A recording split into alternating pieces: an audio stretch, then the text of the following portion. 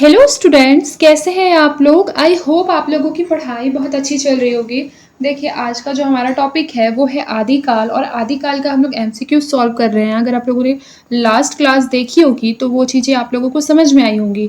Last class में हम लोगों ने टोटल 65 क्वेश्चन को बेसिकली बोला जाए तो सॉल्यूशन के साथ सॉल्व किया था। आगे हम आज बढ़ेंगे। देखिए, लिखा है फर्स्ट वाला जो क्वेश्चन है कि 12 बरस लौ कुकर जीवे अरु 13 लौ जिए सियार, बरस 18 क्षत्रिय जीवे आगे जीवन को धिक्कार। यानी कि 12 बरस कौन जीता है? कुकर यानी कुत्ता जीता है, ठीक है। और 13 लौ जिए सियार, यानी कि 13 साल कौन जीता है? सियार जीता है। 18 वर्ष तक कौन जीता है? क्षत्रिय जीता है। और उसके आगे का जीवन क्या है? धिक्कार है। ये इसका मीनिंग है। और यह जो है वो पंक्तियां कौन से रासो काव्य की है? तो ये परमाल रासो की है, ठीक है। एक बार आप लोग सर्च कर लेंगे। देखिए, आगे लिखा है उक्ति धर्म विशालस्य राजनीति नवरसम खट भाषा पुराणम च कुरानम कथियम मया। उपर्युक्त काव्य पंक्तियां किस कवि की है? तो यह चंद की है, ठीक है, याद रखिएगा। फिर उसके बाद देखिए, किसका बेटा किसकी बहू आप सवारत मिलिया सहू। यह किसकी पंक्ति है बताइए? यह चरपटनाथ की पंक्ति है। आगे का क्वेश्चन है कि प्रिय संगम कऊ निछड़ी प्रिय हो परोखो केव मई विनबी बिनासिया निच न एव न तेव। इन पंक्तियों का क्या अभिप्राय है? तो इनका जो अभिप्राय है वह है कि प्रिय के वियोग में भला कैसे नींद आएगी। नायिका दोनों ही स्थितियों में फिर भी क्या है? सुखी है। उसे न संयोग में नींद आती है और न ही वियोग में नींद आती है। यह इसका अभिप्राय है। फिर देखिए, लिखा है तुम्बी में त्रिलोक समाया त्रिवेणी रिब चंदा बूझो रे ब्रह्म ज्ञानी अनहर नाद अभंगा। इन काव्य पंक्तियों का क्या आशय है?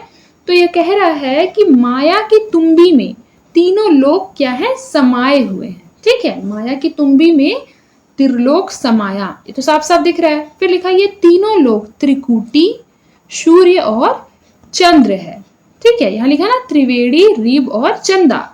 फिर उसके बाद बूझो रे ब्रह्म ज्ञानी, यानी ब्रह्म को पूछे बिना ज्ञान की प्राप्ति नहीं होती है। इसीलिए क्या है? अखंड अनहद नाद को समझना चाहिए। यहाँ लिखा है बूझो रे ब्रह्म ज्ञानी, यानी यहाँ पे बूझो का मतलब पूछो नहीं होता है, ठीक है। ये जो है ये वाला गलत है, पूछो नहीं होता है। बूझो का मतलब होता है बूझना, यानी समझना, मतलब समझाओ रे ब्रह्म ज्ञानी या समझो रे ब्रह्म ज्ञानी, ठीक है। तो इस तरीके से इसका जो करेक्ट आंसर होगा ये हो जाएगा option number C. I hope कि आप लोगों को क्लियर हो रहा होगा। आगे देखिए, निम्नलिखित सिद्ध कवियों का जन्मकाल के अनुसार सही अनुक्रम क्या है? तो पहले है सरहपा, फिर शबरपा, फिर लुईपा और उसके बाद है कन्हपा, ठीक है।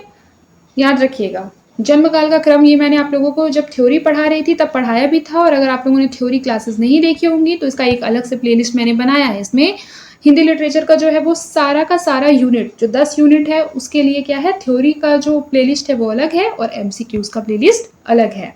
एक बार देख लेंगे। अगला क्वेश्चन देखिए, आइए।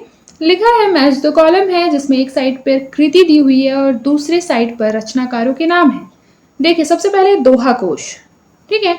तो दोहा कोश का है सरहपा। उसके पश्चात श्रावकाचार, श्रावकाचार्य के रचनाकार हैं देवसेन। भरतेश्वर बाहुबली रास का है शालिभद्र सूरी। उसके बाद है हरिवंश पुराण, इसका कौन है? तो स्वयंभू है। याद रखिएगा कौन है? स्वयंभू। उसके पश्चात देखिए क्या लिखा हुआ है, एक तरफ कृति है और दूसरे तरफ रचनाकार है।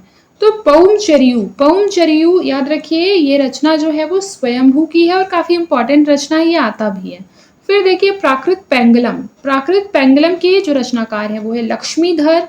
फिर है पाहुड़ दोहा, इसके है मुनि राम सिंह। और फिर उसके बाद है चर्यापद, चर्यापद जो है उसके जो रचनाकार है वो है शबरपा। आदिकालीन साहित्य के संबंध में कौन सा कथन जो है वो सत्य है? तो इसका जो करेक्ट आंसर हो जाएगा ये हो जाएगा आदिकालीन साहित्य अपभ्रंश हिंदी में है। ये बात सही है, ठीक है, याद रखिएगा।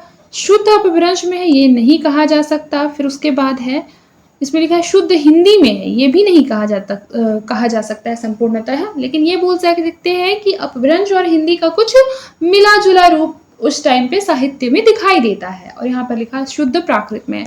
कहीं ना कहीं ये जो तीनों सेंटेंस है वो क्या हो जा रहा है, काफी ज्यादा एक्सट्रीम हो जा रहा है। That is Y. ये क्या हो जा रहे हैं, गलत हो जा रहे हैं। करेक्ट आंसर हो जाएगा ऑप्शन नंबर 3। आपको एग्जाम में भी बिल्कुल ऐसा ही अप्रोच रखना है क्वेश्चन को सॉल्व करने में, ताकि जो आपका आंसर है वो लगभग सटीक निकल कर आए। आगे देखिए, रासो काव्य के संदर्भ में निम्नलिखित में से असत्य कथन को चुनना है। सबसे पहले देखिए लिखा है पृथ्वीराज रासो श्रृंगार रस प्रधान ग्रंथ है। उसके बाद है अधिकतर रासो काव्य जो है वो प्रामाणिक है, यानी 1 और 3 क्या हो जाएंगे, बिल्कुल करेक्ट आंसर हो जाएंगे। आचार्य रामचंद्र शुक्ल के अनुसार किसकी रचनाएं जो है वो साहित्यिक कोटि की नहीं है, तो याद रखिएगा किसकी रचनाएं जो है वो साहित्यिक कोटि की नहीं है, तो ये हो जाएगा सिद्धों और योगियों की रचनाएं जो है वो साहित्यिक कोटियों की नहीं है। आचार्य रामचंद्र शुक्ल मानते हैं कि यह केवल क्या है, उनके मुख से निकली हुई एक सुविचार, एक वाणी है, ठीक है। यह साहित्यिक कोटि नहीं है, यानी कि इसमें व्याकरण का अभाव मिलता है। उसके बाद देखिए, सिद्ध साहित्य का महत्व इस बात में बहुत अधिक है कि उससे हमारे साहित्य के आदि रूप की सामग्री प्रामाणिक ढंग से प्राप्त होती है। भाषा विज्ञान की दृष्टि से भी यह महत्वपूर्ण है। यह कथन किसका है बताइए, तो यह कथन है डॉक्टर रामविलास शर्मा जी का। आगे देखिए, गोरखनाथ अपने युग के सबसे महान धर्म के नेता थे। उनकी संगठन शक्ति अपूर्व थी। उनका व्यक्तित्व समर्थ धर्मगुरु का व्यक्तित्व था। यह कथन किसका है, तो उसका जो करेक्ट आंसर हो जाएगा ये हो जाएगा हजारी प्रसाद द्विवेदी का। याद रखिए किसका है, हजारी प्रसाद द्विवेदी का। अगेन देखिए क्या लिखा हुआ है, इस मार्ग की सबसे बड़ी कमजोरी इनका रूखापन और गृहस्थ धर्म के प्रति अनादर भाव है। नाथ संप्रदाय के संबंध में यह कथन किसका है, तो याद रखिए यह कथन है हजारी प्रसाद द्विवेदी का। याद रखिएगा यह किसका कथन है, हजारी प्रसाद द्विवेदी का। देखिए अगला क्वेश्चन क्या है कि वस्तुतः छंद काव्यगत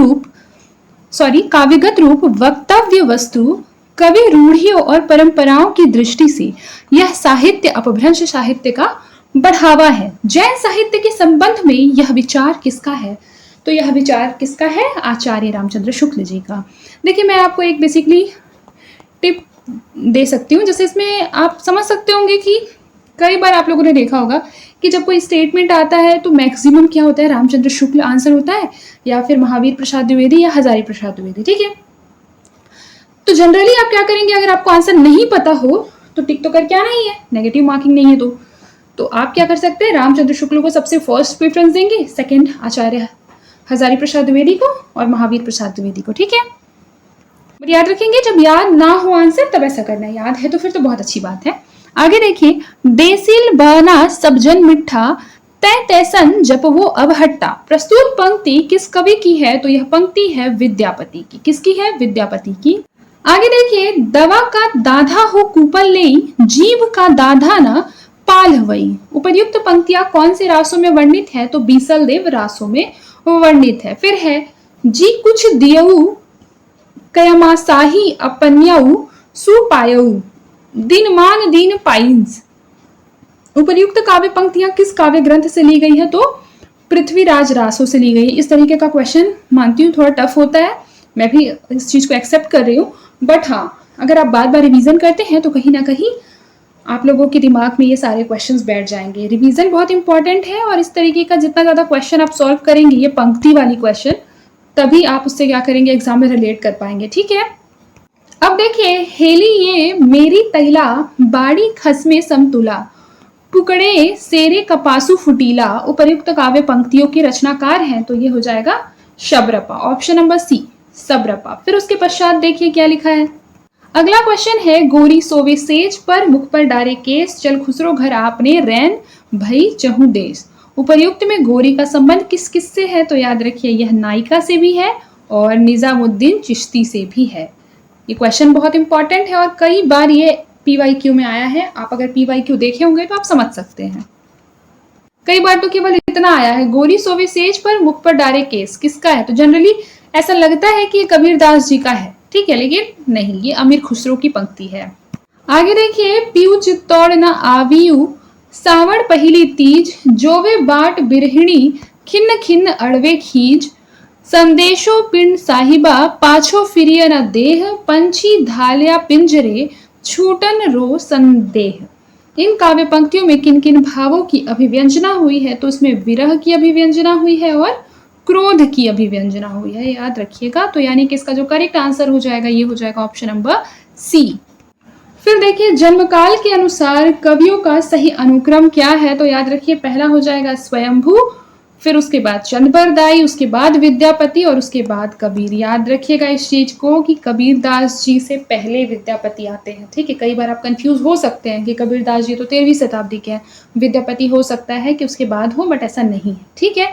यहाँ पर आप लोगों को थोड़ा सा याद करना पड़ेगा, ठीक है, कि विद्यापति जो है वो कबीर से पहले है।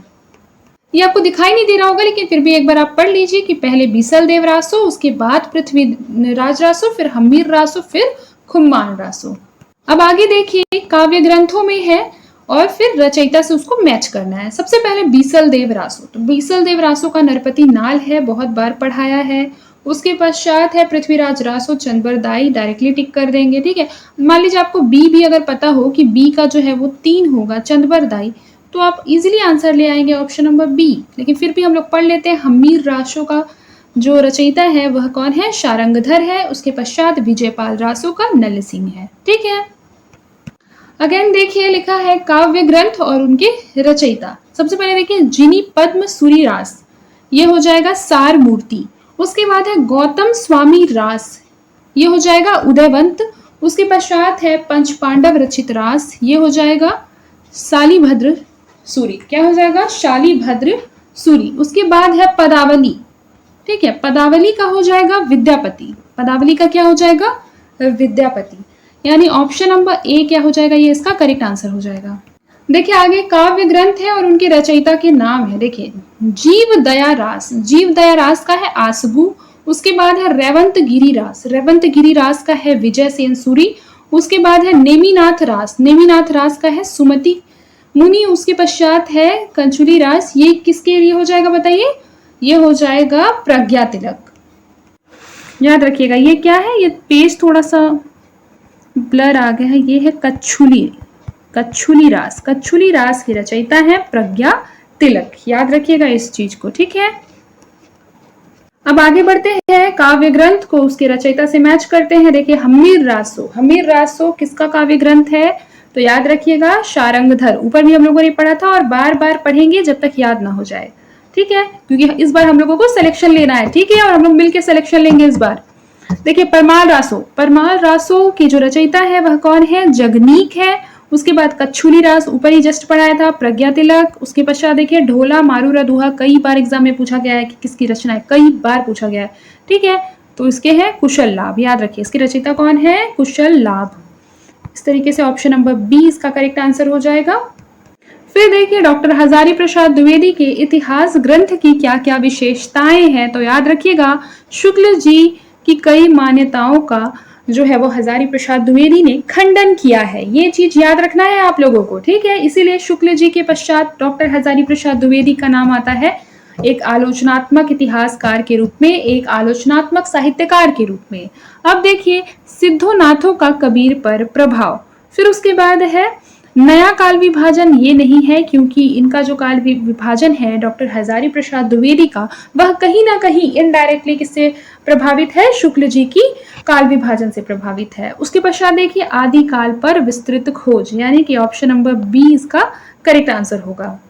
देखिए निम्नलिखित में से कौन हिंदी साहित्य का इतिहास से संबंधित ग्रंथ के लेखक नहीं है, तो इसका करेक्ट आंसर हो जाएगा Rahul Sankrityayan, option number D. आई होप कि आप लोगों को क्लियर हो रहा होगा, ठीक है। राहुल सांस्कृत्यायन ने हिंदी साहित्य के इतिहास से संबंधित ग्रंथ नहीं लिखा है, जबकि रमाशंकर शुक्ल रसाल ने लिखा है, रामकुमार वर्मा ने, गणपति चंद्रगुप्त ने लिखा है, इन्होंने नहीं लिखा है। फिर देखिए निम्नलिखित में से किसके साहित्य इतिहास ग्रंथ में आदिकाल के लिए चारण काल का शब्द जो है वो प्रयोग में आया है, तो याद रखिएगा कि डॉक्टर ग्रियर्सन ने चारण काल बोला है, डॉक्टर रामकुमार वर्मा ने चारण काल बोला है। उसके अलावा F.E. ने चारण काल बोला है, याद रखिएगा। आदिकाल को क्या कहा है, ग्रियर्सन, रामकुमार वर्मा और केई ने चारण काल कहा है। आगे देखिए लिखा है रासो मूलतः सुख सुखी संवाद के रूप में लिखा गया था, यह किसका कथन है, तो यह हजारी प्रसाद द्विवेदी का कथन है और ये PYQ में भी काफी बार आया हुआ है। फिर देखिए गोरखनाथ ने नाथ संप्रदाय को जिस आंदोलन का रूप दिया वह भारतीय मनोवृत्ति के सर्वथा अनुकूल सिद्ध हुआ है, यह कथन क्या था? डॉक्टर रामकुमार वर्मा का कथन था। फिर देखिए, वे सांप्रदायिक शिक्षा मात्र है, अतः शुद्ध साहित्य की कोटि में नहीं आ सकती। सिद्धों की बानियों के संदर्भ में यह कथन किसका है? तो यह कथन जो है वो आचार्य रामचंद्र शुक्ल का है। फिर है पृथ्वीराज रासो, बिल्कुल अनैतिहासिक ग्रंथ है। यह किसने बोला था? गौरी शंकर हीराचंद्र ओझा ने बोला था कि पृथ्वीराज रासो जो है वो बिल्कुल अनैतिहासिक ग्रंथ है। फिर देखिए, जिम्मी लोन बिलजई पाणिये ही तीमी धरणी लई चित्त, समरस जई टखमे जई पुनु ते समचित।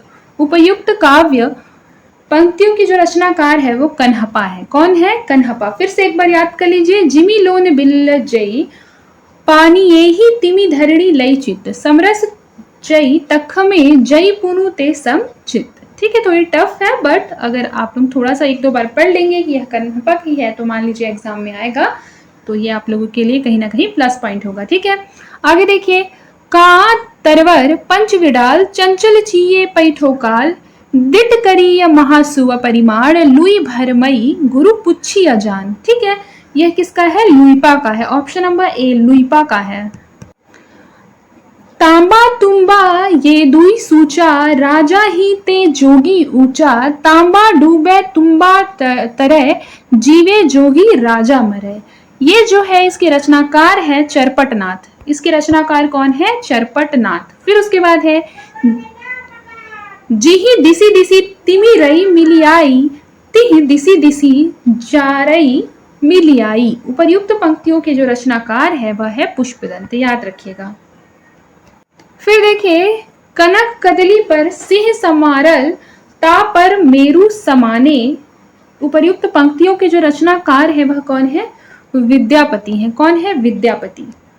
उसके आगे देखिए क्या लिखा हुआ है कि मैच द कॉलम, जिसमें एक साइड पे काव्य ग्रंथ है और दूसरे साइड पे उसके रचयिता है। ठीक है, तो देखिए, खुसरो की पहेलियां, यह काव्य ग्रंथ किसका है? ऑब्वियस सी बात है, अमीर खुसरो की, नाम से स्पष्ट है।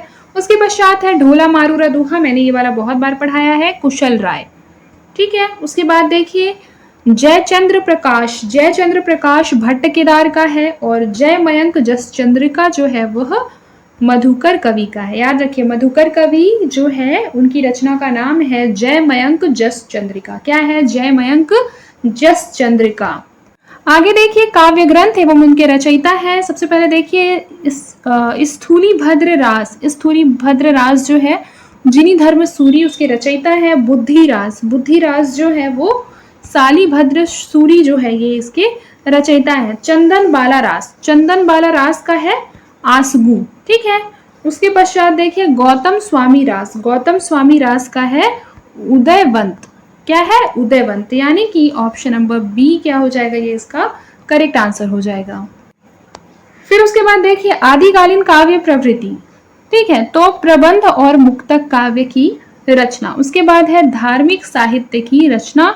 उसके बाद है वीर तथा श्रृंगार रस की प्रधानता, यानी कि ऑप्शन नंबर डी इसका करेक्ट आंसर हो जाएगा। याद रखिए कि आदिकालीन काव्य की ये विशेषताएं हैं कि उसमें प्रबंध और मुक्तक काव्य की रचना होती है, फिर धार्मिक साहित्य की रचना होती है और वीर और श्रृंगार रस की प्रधानता होती है। प्राचीन खड़ी बोली तब नहीं आया था, अपभ्रंश और हिंदी मिक्स वाली जो बोली थी वो उस टाइम पे चलती थी। आगे देखिए, आचार्य शुक्ल ने किस साहित्य को सांप्रदायिक शिक्षा मात्र कहकर वीर गाथा काल में सम्मिलित नहीं किया था, किंतु हजारी प्रसाद द्विवेदी उसे आदि काल में स्वीकार कर लिए थे। यह जो है यह सिद्ध साहित्य में है। उसके पश्चात है नाथ साहित्य और जैन साहित्य, यानी ऑप्शन नंबर डी जो हो जाएगा यह क्या हो जाएगा? करेक्ट आंसर हो जाएगा। ठीक है, सांप्रदायिक शिक्षा मात्र कहकर वीर काल में सम्मिलित नहीं किया था आचार्य शुक्ल ने। याद रखिएगा, ना तो सिद्ध साहित्य को किया था, ना नाथ को, और ना ही जैन साहित्य को किया था, रासो साहित्य को किया था, इन तीनों को नहीं किया था। ठीक है, याद रखिएगा। फिर अपभ्रंश को लिखा है, अपभ्रंश को अब कोई पुरानी हिंदी नहीं कहता, यह कथन किसका है? तो यह जो कथन है वो है हजारी प्रसाद द्विवेदी का कथन है। किसका कथन है? हजारी प्रसाद द्विवेदी का कथन है। राम कहाँ सरी एह सोहंती उपर्युक्त पंक्ति के रचनाकार है। राम कहाँ सरी एह सोहंती उपर्युक्त पंक्ति की जो रचनाकार है वह कौन है? स्वयंभू है। कौन है? स्वयंभू, याद रखिएगा। आगे देखिए, सोवता अवधू जीवता मुआ, बोलता अवधू प्यंजरे सुआ। यह पंक्ति जो है वह गोरखनाथ की है, याद रखिए। फिर से एक बार रिपीट कर लीजिए, मेरे साथ साथ रिपीट करना है। आलसी जैसे आप लोग बेड पे लेट के अगर वीडियो देख रहे हैं तो चुपचाप से उठकर बैठ जाइए और बार बार इसको बोल के रटिए। जैसे हम लोगों को कबीरदास जी के बहुत से दोहे क्यों याद है? क्योंकि वह हम लोग गीत के रूप में, कविता के रूप में गाते जाते हैं, ठीक है। तो ऐसे ही अगर हम सारे गाएंगे तो हमको सारी चीजें याद होंगी। जैसे देखिए, बोलिए, सोवता अवधू जीवता मुआ, बोलता अवधू प्यंजरे सुआ। यह किसका है? गोरखनाथ का। आगे देखिए, कुटिल केस सुदेश पोह, परिचियत पिकसद, कमल गंध वयसंध हंस गति चलती मंद मंद। उपयुक्त पंक्तियों के जो रचनाकार है वह चंद्रबरदाई है। आगे देखिए, आध बदन ससी विहंसी देखावली, आध पिहीली निज बाहु, किछु एक भाग बलाहक झांपल, किछुक ग्रासल राहु। उपर्युक्त पंक्ति के रचनाकार है विद्यापति, याद रखिएगा। फिर उसके बाद है, अभियंतर की त्यागो माया, दुबध्या मेटी सहज में रहे। यह गोरखनाथ की पंक्ति है। आगे देखिए, गगन मंडल में औंधा कुआं, तह अमृत का बासा, सगुरा होए सो भरी भरी पीवे, निगुरा जाई पियासा। यह गोरखनाथ की पंक्ति है। आगे देखिए, मैच द कॉलम है। एक साइड पे अपभ्रंश की रचनाएं हैं और दूसरे साइड पर रचनाकारों के नाम हैं। सबसे पहला है पाहुड़ दोहा। पाहुड़ दोहा राम सिंह का है। डोला मारूरा दोहा बहुत बार पढ़ा दिया। कुशल राय, ये चौथी बार पढ़ा रही हूँ। फिर है उपदेश रसायन रास। उपदेश रसायन रास जो है वो जिंदत सूरी का है, यह भी तीसरी बार पढ़ा रही हूँ। फिर है संदेश राशक। संदेश राशक जो है वो अब्दुल रहमान का है, याद रखिएगा। ऑप्शन नंबर बी इसका करेक्ट आंसर हो जाएगा।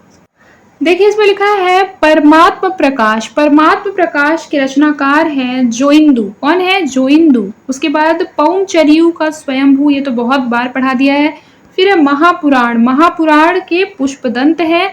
भविष्यत कहा, भविष्यत कहा, यह किसके हैं? इसके तो याद रखिएगा, इसके हैं धनपाल। आगे देखिए, काव्य पंक्तियां और कवि के नाम हैं। सबसे पहले है 12 बरस ले कुकर जीवे। यह किसकी है बताइए? यह परमाल रासो जो कि जगनीक का है, उनकी है, ठीक है। फिर उसके बाद है तांबा तुम्बा ये दुई सूचा। इंपॉर्टेंट पंक्ति है, याद रखिएगा, चरपटनाथ का है। फिर है नौलख पातुरी आगे नाचे। ये तो गोरखनाथ का है, बहुत बार PYQ में पूछा गया ये, नौलख पातुरी आगे नाचे। फिर उसके बाद पुरुष कहानी हो कहो, ये जो है ये विद्यापति का है। ये चारों ही बहुत इंपॉर्टेंट है, ठीक है। इसको ज्यादा है तो अपनी कॉपी में नोट कर लीजिए और जितने भी कवि हैं उनका नाम लिख लीजिए। आगे देखिए, काव्य पंक्तियां और कवि। तो देखिए, जिही मन पवन ना संचरई, यह सरहपा का है। फिर है पुस्तक जलहड़ हत दय, इसका हो जाएगा चंद्रबरदाई। फिर उसके बाद है राम कहाँ सरी एह सोहंती, इसका हो जाएगा स्वयंभू। उसके पश्चात देखिए लिखा है भल्ला हुआ जो मारिया बहिणी, इसका कौन हो जाएगा? इसका हो जाएगा हेमचंद्र। ऑप्शन नंबर, इस तरीके से ऑप्शन नंबर सी इसका करेक्ट आंसर होगा। फिर देखिए, सिद्ध साहित्य के संदर्भ में कौन सा कथन जो है वो सही है? तो याद रखिए, सिद्ध साहित्य दोहों एवं चर्या पदों में है। उसके बाद है सरहपा सिद्ध साहित्य के आदि कवि है। उसके पश्चात है सिद्ध साहित्य में सहज साधना का प्राधान्य है, याद रखिएगा, ठीक है। इस तरीके से ऑप्शन नंबर बी क्या हो जाएगा? इसका करेक्ट आंसर हो जाएगा। सिद्ध साहित्य पिंगल भाषा में नहीं है। कौन सी भाषा में सिद्ध साहित्य? अपभ्रंश भाषा में होगा, अपभ्रंश। ये हम लोगों ने पढ़ा है, जो सिद्ध साहित्य है वह कहीं ना कहीं उसको बोलते हैं ना, उसमें एक अलग भाषा का प्रयोग है, जिसे कभी कभी हम संधा भाषा भी बोलते हैं। ये चीज मैंने आप लोगों को थ्योरी में पढ़ाई है, याद रखिएगा आप लोग। यह बेसिकली बौद्ध धर्म के वज्रयान शाखा के लोगों के द्वारा क्या किया गया था, एक सिद्ध साहित्य जो है वो प्रचार प्रसार किया गया था अपने धर्म के लिए। फिर देखिए, आचार्य रामचंद्र शुक्ल ने आरंभिक काल के जिन 12 ग्रंथों को प्रमाणिक माना है, उनमें से किन ग्रंथों का मूल रूप जो है वो सुरक्षित नहीं है? तो इसका करेक्ट आंसर हो जाएगा परमाल रासो। फिर है Prithviraj Raso. Option number A इसका करेक्ट आंसर है। फिर देखिए, पहेलियों, मुकरियों व सुखनों के द्वारा उन्होंने कौतूहल और विनोद सृष्टि की है उन्होंने दरबारी वातावरण में रहकर, चलती हुई बोली से हास्य की सृष्टि करते हुए हमारे हृदय को प्रसन्न करने की चेष्टा की है। डॉक्टर राम कुमार वर्मा ने किस साहित्यकार के संदर्भ में ये बात कही है? तो याद रखिएगा यह बात जो है वह अमीर खुसरो के बारे में कही जाती है। हालांकि ये आप लोग एलिमिनेट कर लेते तो आप लोगों को ईजिली पता चल जाता, क्योंकि पहेलियाँ, मुखरियाँ और सुखना इत्यादि किसने लिखा है? अमीर खुसरो ने लिखा है। अब देखिए यहाँ से हम लोग अगली क्लास में पढ़ेंगे। आई होप कि आपको आज का जो क्लास है वो समझ में आया होगा, सारे क्वेश्चंस जो हैं वो आपको अच्छे लगे होंगे। अगर आपको मेरा पढ़ाया हुआ अच्छा लगता है तो आप लोग मेरे वीडियोस को अपने सारे दोस्तों के साथ शेयर करें, ज़्यादा से ज़्यादा शेयर करें, क्योंकि आप लोगों के सपोर्ट से ही मैं ऐसे कॉन्टेंट पर वीडियो बना सकती हूँ और आप लोगों का सपोर्ट मेरे लिए बहुत बहुत बहुत मायने रखता है। तो आज के लिए बस इतना ही, मिलते हैं नेक्स्ट क्लास में। तब तक के लिए अपना ख्याल रखिए और मन लगाकर पढ़ाई करते रहें।